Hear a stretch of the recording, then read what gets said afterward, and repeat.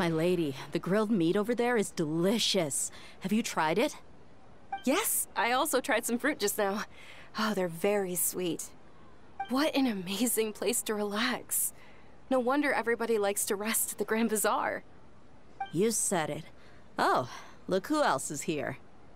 Hello. Oh, I'm so happy Nilu invited everybody. Oh, now I have the chance to meet all the heroes. Hey, less of that polite chit-chat and more eating and drinking. The feast is about having fun, not stuffy formalities.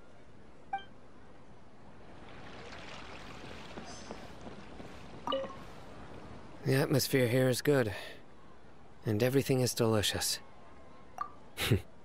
Yeah. I don't often come to such places. But it feels quite good. I have a lot to handle these days. Otherwise, I could show you around. There's always next time. We're friends after all. This feast is pretty good. I like it.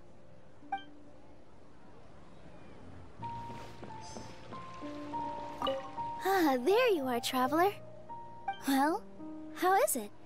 Are you enjoying the feast today? That's good. It's the first time I've ever invited so many exceptional people to one place. I was a little nervous myself. You see, every guest here is quite extraordinary. It's unbelievable that we've got everyone together here.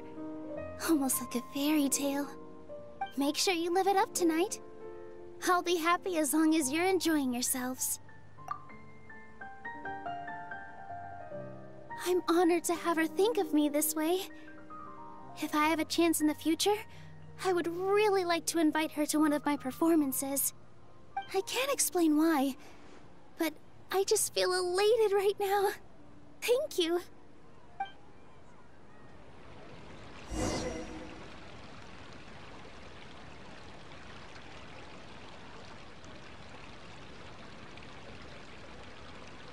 Hey, what's wrong? Your head is starting to droop. Hey, you can't just fall asleep here.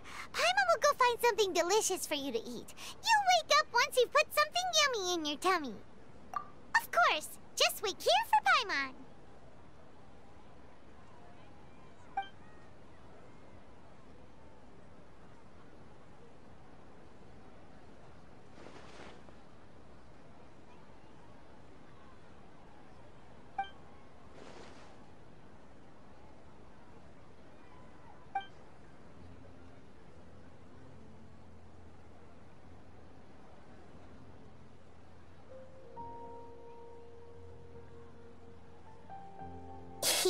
It's me.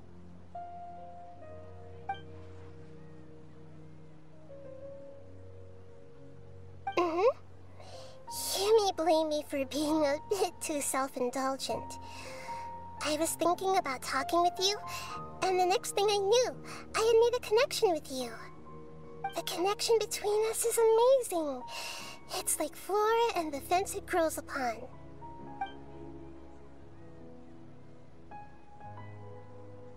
I heard there's an amazing celebration feast today at the Grand Bazaar. I wanted to have a look for myself, so I snuck in. Lately, I've been so busy dealing with all the fallout from recent events, so I really haven't had any free time. Although you've already helped me with a lot, there's still one more thing I hope you can help me with.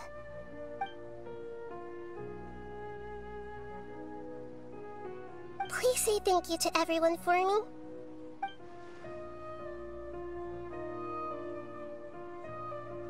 Oh, is it not convenient for you to do that for me?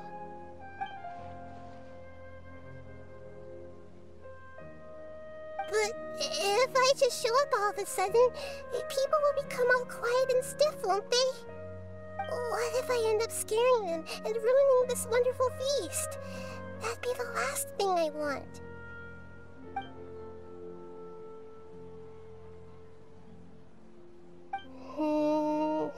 Let me think about it. Okay.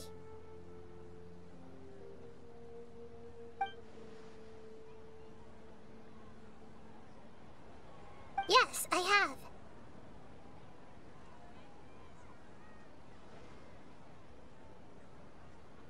said I should go thank everyone as myself, right? So... I've decided to borrow your body for the time being. Please don't blame me. The flora also climbs up to the fence to get closer to the sky.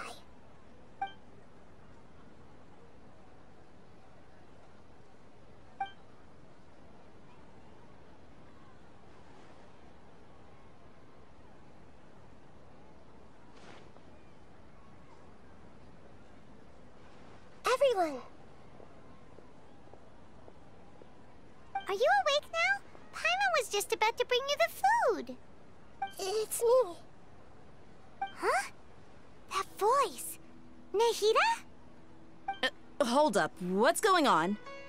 I didn't expect to have a conversation with the consciousness of Lesser Lord Kusanali in the Grand Bazaar. Interesting. Is this also a part of the feast? No, of course not. Are you... Lesser Lord Kusanali? Hello, Nilu. You know who I am? Yes, I already know every one of you. Nilu, Alhaitham, Sino, Dia, Paimon, and Dunyarzad.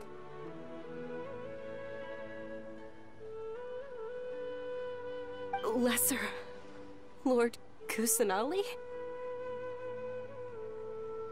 I took the liberty of occupying the traveler's body so that I could thank all of you in person.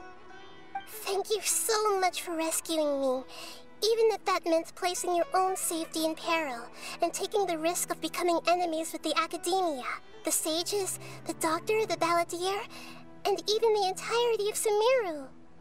Without you, without any of you, I would have been in a much more difficult situation. Had you not helped me to resolve the crisis, not only I, but Sumeru and even the entirety of Teyvat would have suffered great misfortune. People refer to you as the heroes who managed to rescue a god. I'm quite fond of this name. It not only explains your identities, but also bears witness to your relationship with me. Please, allow me to present to you my most sincere gratitude. Lesser Lord Kusanali, you have done so much for Sumeru, and I didn't even have a chance to do anything for you. You don't have to do this. Dunyarzad, the suffering you endured during your illness is also proof of you being with me and praying for me. Thank you. You don't need to be so ceremonious. It's always been my duty to protect you. This is how the relationship between the Academia and Dendro Archon should be. We just did what was necessary and set things back on the right path. You're an Archon, but you act so humble. You really don't need to be so polite with us. I'm honored to have been able to take part in this plan. I hoped you liked the dance I dedicated to you. Thank you, all of you. Thank you so much.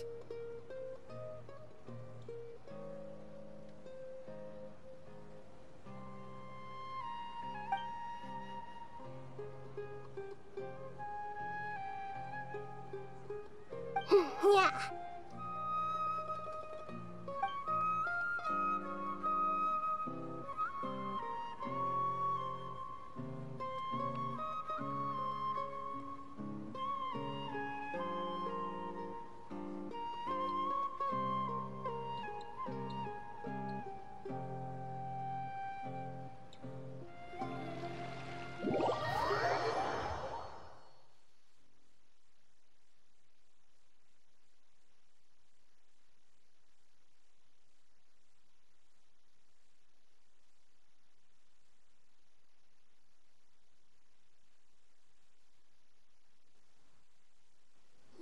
Are you awake? Did you rest well? After Nahida left, you ate a lot of food.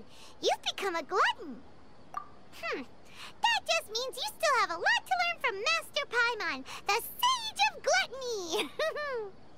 All right, since you're awake now, should we go and have a chat with Nahida?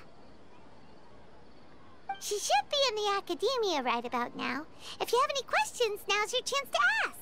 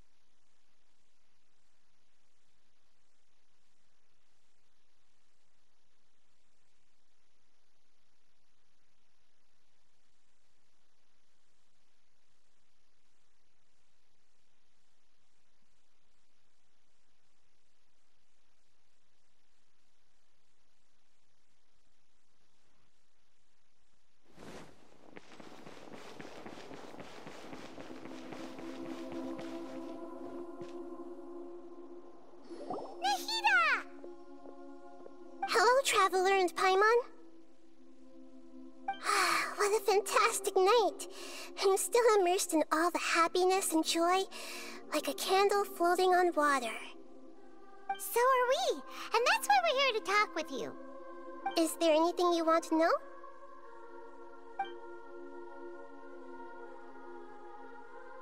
After recent events, the Akasha can no longer function as it used to.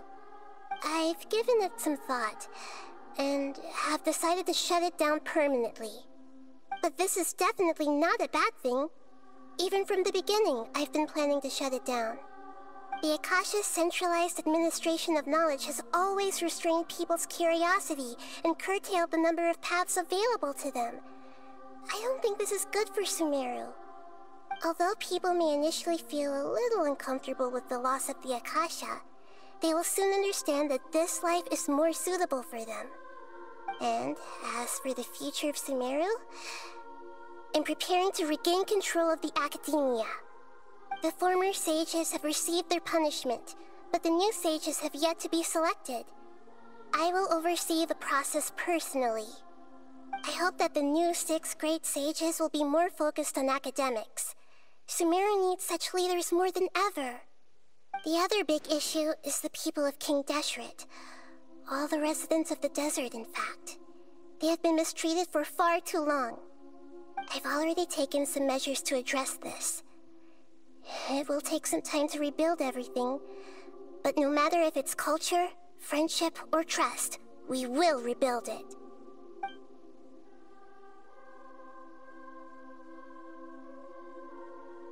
You mean, what happened after the doctor put you to sleep? Not exactly. The top-ranked Fatui Harbingers, up to number 3, possess power comparable to that of gods. I was no match for him in that kind of situation. However, in spite of the bad situation, I still managed to make a fair deal with the doctor. I'm sure you remember the entity that changed your fate, the Heavenly Principles. In fact, the Heavenly Principles has been quiet since the Conria disaster 500 years ago. I used this point as leverage against the doctor. I told him that the Heavenly Principles may be awakened if I destroy the Gnosis. Although it was just a bluff, he still fell for it. I assumed that the Heavenly Principles wouldn't just stand by and let such extensive damage to its laws take place. And as for what I exchanged for the Gnosis, the exchange served as both punishment for the doctor as well as a boon of new knowledge that I couldn't refuse as the God of Wisdom. He's still in a coma. I've hidden him like how one would hide a feather. I know you have many misgivings about him, but as someone who had become a god, he has retained a number of very useful features. Don't worry, I'll keep an eye on him and make sure he doesn't do any evil. In addition, there are still some mysteries left in him. Some things may be very clear from my perspective, but he is still yet to understand them himself. His future will be determined by fate. Is that where you're headed next? Fontaine, the Nation of Justice? As far as I know, that nation operates in a judicial system. Does their Archon personally judge people? No, there's a Chief Justice in Fontaine. Generally speaking, the Hydra Archon, Focalor, won't preside over individual trials. However, even then, Focalor will still make herself present at just about every trial. It seems that she just likes to immerse herself in that sort of atmosphere. As Archon, she still reserves the right to influence the final verdict. Anyway, let's just say she's got, a very unique personality.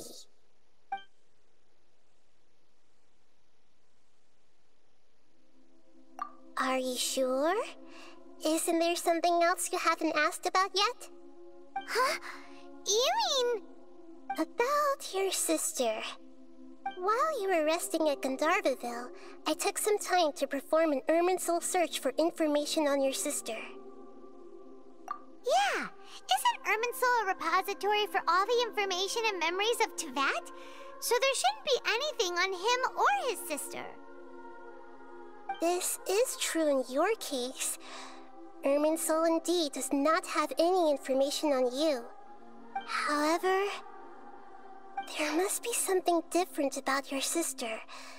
Because, as it turns out, the world has recorded information on her after all. What?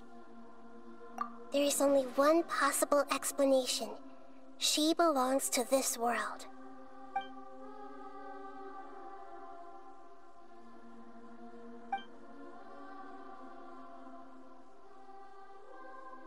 But nothing about this makes any sense! Wasn't this your first trip to Teyvat? According to the records I was able to access, your sibling suddenly appeared in Conria. After the Conria disaster, she began her journey through the 7 nations of Teyvat. But just as her journey was about to reach its conclusion, the Irminsul records on her suddenly become fuzzy. What do you mean, fuzzy? Did something happen to her? All I know for sure is that somebody, for reasons only they can know, is deliberately obfuscating her fate. And whoever it is, if they can do that, who knows what else they're capable of. But even that wouldn't explain how she somehow comes from this world. Something else I noticed was that according to these records, the Fatui have not classified your sibling as one of the Descenders. What's a Descender? Paimon's never heard of it. Look, I'm sure you must be curious about the information I received from the Fatui in return for my gnosis, right? A very important part of the intel was about this world's Descenders. External beings, ones that don't belong to this world. Traveler, you are Teyvat's 4th Descender. Huh? So the Fatui count 3 other Descenders before the Traveler, and his sister isn't even one of them? That's right. My current hypothesis is that the first Descender was likely what we now call the Heavenly Principles. As for the other Descenders, I still need to verify their existence.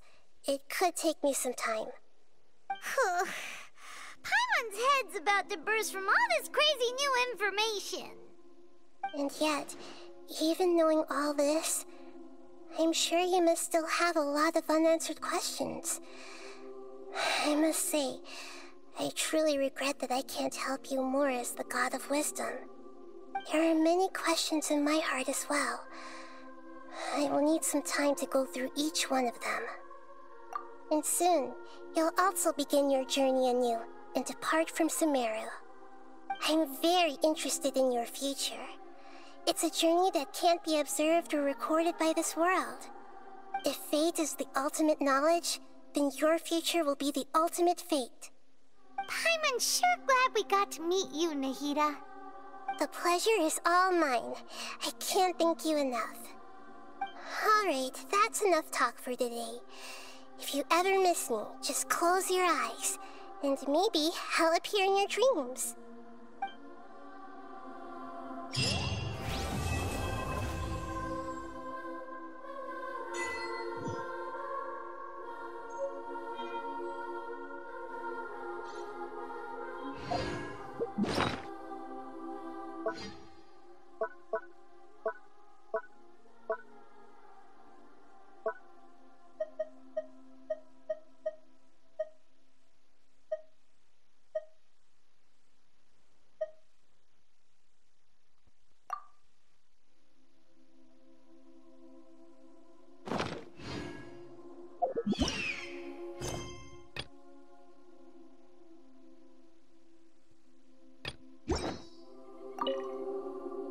Is there anything you want to know?